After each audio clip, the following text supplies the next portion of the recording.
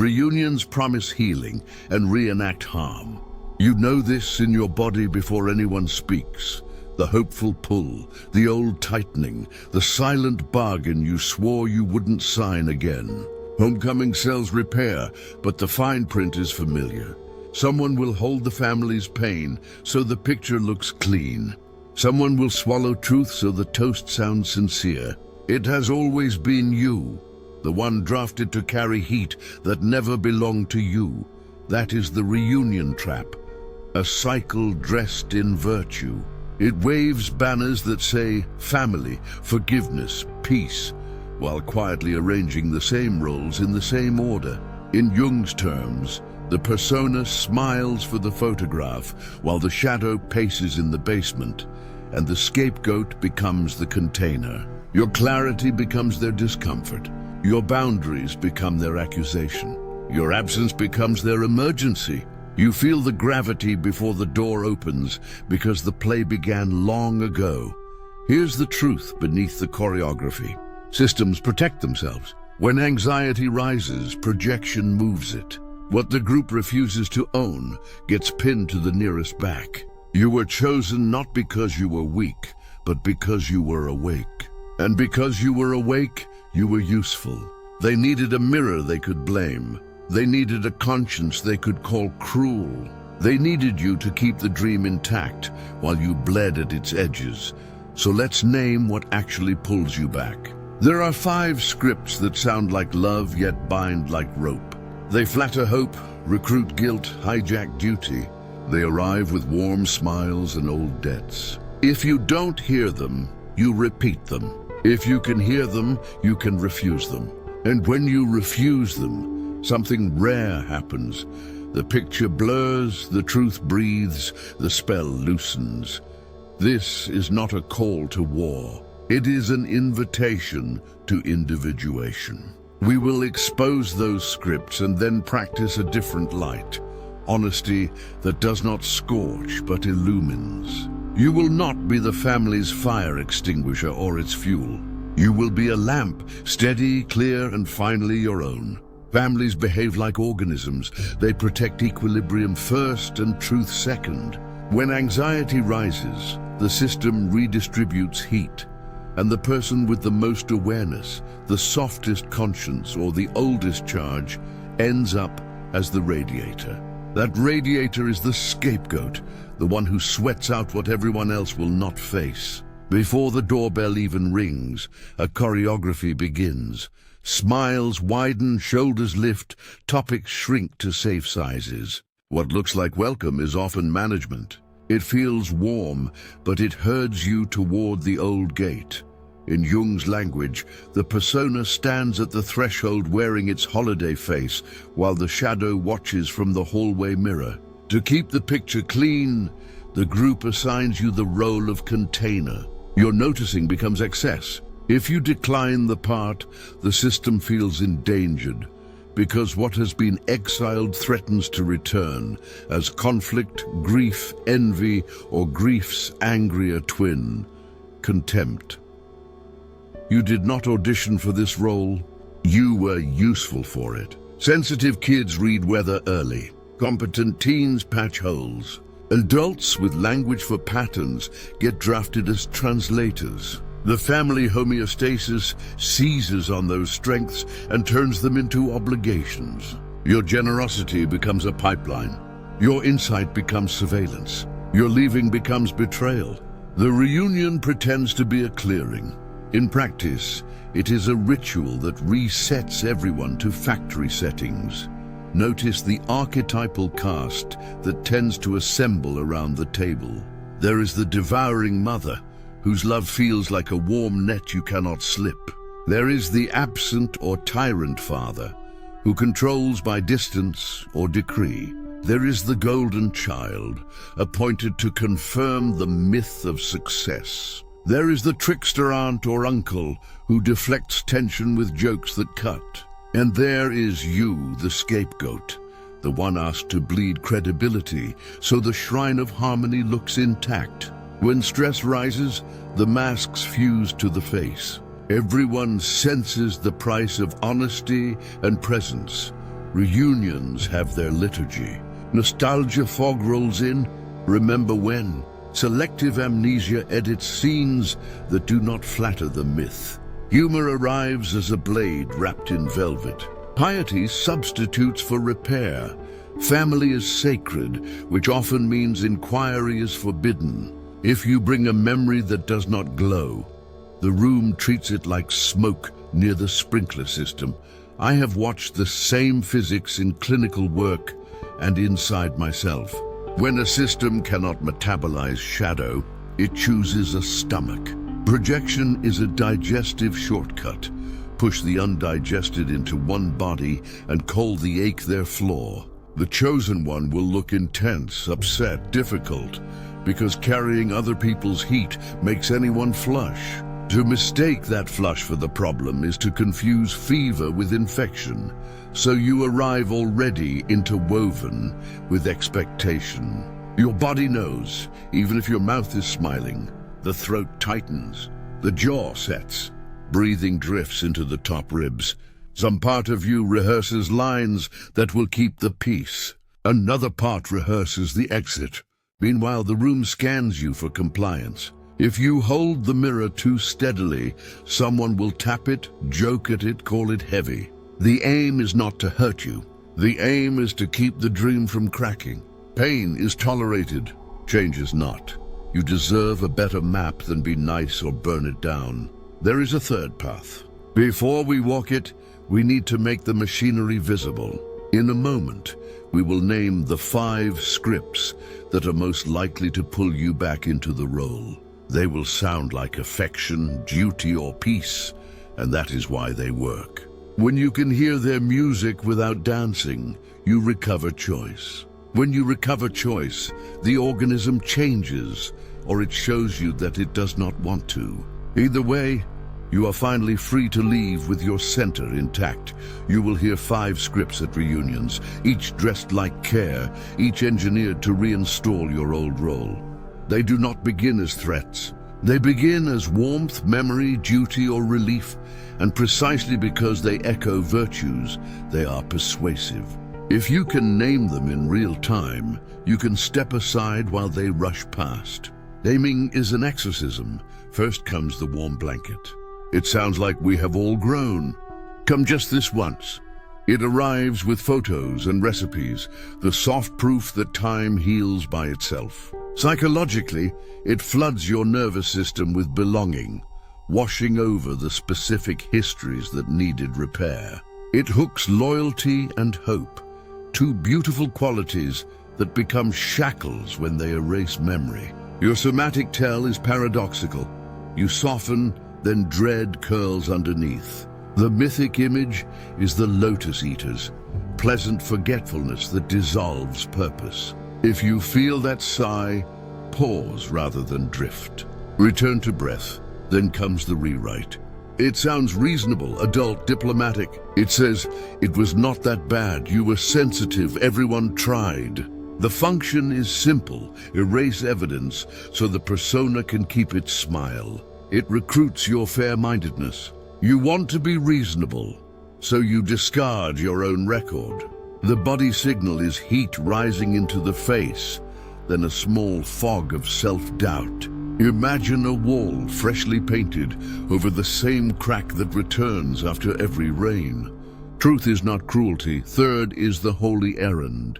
It wraps duty in sacred cloth. It says, family is everything, you owe us this, elders deserve deference. Here the system moralizes compliance. Resistance becomes sin. It hooks conscience and compassion, particularly if faith or culture taught you that love equals sacrifice. The somatic cue is a tight chest and a neck that stiffens as if awaiting a collar. Picture Isaac on the altar and ask what kind of devotion requires a child. Love does not require the death of witness. Fourth is the helpless child. It declares an emergency you must regulate. If you do not come, your sister will fall apart. It triangulates you into rescuer, turns your competence into leash. The hook is empathy and the pride of being capable. The body whispers through shortened breath and an urgent forward lean. Picture Atlas holding the sky, noble trapped. The world will not collapse if you set it down for one evening. Competence is not consent. Fifth is the peace treaty. It asks for reconciliation without reckoning. It whispers, let us not rehash the past, be the bigger person. The function is silence framed as maturity. It hooks your desire for harmony and your fatigue with conflict. The somatic sign is numbness, a floaty detachment that feels calm but bills you later as anger. Imagine a lake of thin ice, glossy, unsafe, inviting you to skate where the water waits. Peace without truth is permafrost. Now imagine a simple scene. You arrive late afternoon, determined to be present and clear. A cousin meets you at the door with old music playing, the warm blanket tucked into a smile. Food, laughter, a tour of how much better things are. You begin to relax, and in that softness the rewrite slides in. Maybe you remember wrong. We were all hurting. Nobody meant it. Your cheeks warm. You wonder if you have exaggerated. A joke lands too sharply. You laugh anyway. You watch your own mouth perform agreement while your ribs hold their breath. Someone asks for a quick favor that sounds like kindness and feels like leash. You look at the window, at the way the light lowers over the yard, and you feel the old role rising like a hand at your throat. Right there, naming is oxygen. Warm blanket, rewrite. Which virtue is borrowed, which memory taxed? Say it softly and let your feet meet the floor. The body will help you keep your place. Exiting the trap is not about winning arguments. It is about choosing a vessel strong enough to hold your truth without spilling into war. Boundaries are not walls. They are the crucible that gives heat a shape. When you treat them as alchemy rather than punishment, your presence stops swinging like a sword and begins to glow like a lamp. The goal is not to scorch the room. The goal is to see clearly and remain intact. Begin before the gathering. Write a one-line vow. I will not carry what is not mine. Short, portable, repeatable. Say it while you dress, while you drive, while you breathe at the curb. It is Ariadne's thread, your own value braided into something you can hold when the labyrinth begins to lean. Decide the role you refuse to play, and name the role you will accept. Witness, not sponge. Adult, not regulator. Lamp, not extinguisher. Build a practical container. Set a time limit that honors your nervous system. Choose an ally or anchor seat. Agree on an exit signal with someone you trust or with yourself. A phrase, a hand on your thigh, a trip outside to feel cold air. Place your car keys where they are easy. The small logistics matter because they restore agency when the room tugs at your old reflexes. Freedom likes preparation. Preparedness lowers the room's leverage and raises your choices. Then commit to a simple conversational practice. No jade. Do not justify, argue, defend, or explain. Jade is the gateway back into the role because it asks you to prove what you have already lived. Instead, stand in clean lines. When the warm blanket arrives, try, I care about everyone here, and I'm not available for rewriting. When the rewrite insists, say, that is not my memory, and I will not debate it. When the holy errand is invoked, offer, love does not require me to lie to myself. When the helpless child appears, respond, I trust her capacity. I'm not the regulator. When the peace treaty asks for quiet, say, peace without truth harms me. I choose clarity. Each line is brief, warm, and closed. You are not a courtroom. You are a threshold. Thresholds decide what passes and what returns. Your body is part of the container. Before you speak, drop attention into your feet. Feel your heels, ankles, thighs, the pressure of the chair. Let breath descend like rain into the belly. Name sensations privately. Tight chest equals old duty. Hot cheeks equals erasure. Numbness equals freeze. Give each a second of witnessing, and then speak one sentence, not three. Pacing is power. Silence is power. Restraint is power that does not spill. Expect protest. When equilibrium wobbles, the room will try to install the familiar software. Someone may tease your seriousness. Someone may escalate to moral language. Hold the thread. You are not required to educate, convert, or convince. You are required to remain aligned. If you need to leave, leave. Exit without ceremony. You may shake afterward. Shaking is a body's way of finishing the sprint it never ran. Drink water, walk outside. Let the nervous system settle on earth and sky rather than on faces. Here is the shadow watch. The pride of the truth-bearer is a quick seduction. It whispers that your clarity makes you above the room. Do not trade one mask for another. Humility keeps the fire clean. The point is not to perform purity. The point is to serve reality.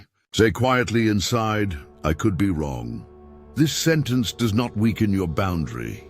It widens your spirit. Weapon honesty cuts to win. Lamp honesty illuminates to free. Keep choosing the lamp, even when the lamp shows you your own edges. That is individuation at work, not victory over them, but fidelity to the self that no longer abandons you. You are not here to win a courtroom. You are here to stop abandoning yourself. That is the quiet pivot that ends the trap. When you meet the old theater with a different center, the scenes may continue, but you no longer audition. You become a witness rather than a role. The family can keep its myth if it must. You can keep your soul. The collective prefers the familiar even when it hurts. Some will misunderstand you. Hear the projections and let them pass like weather.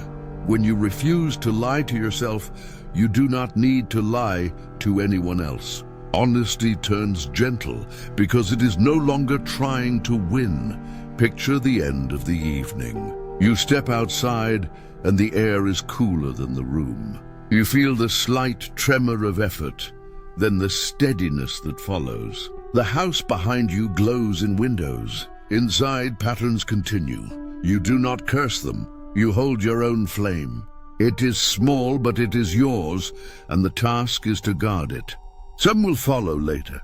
Some will not. That is not your altar anymore. If one person awakens because you refuse the script, good. If no one does, good. You kept the contract with your own life. You chose a lamp over a sword, clarity over performance, presence over proof. And with time, that presence becomes invitation. Masks slide without ripping them away. Not because you preached, but because you are. This is the movement from scapegoat to witness. You still love, but you do not carry. You still see, but you do not swallow. You walk away not as victory, but as alignment. May your honesty be warm enough to welcome and clear enough to refuse. Guard the flame. Hold steady. Let it grow.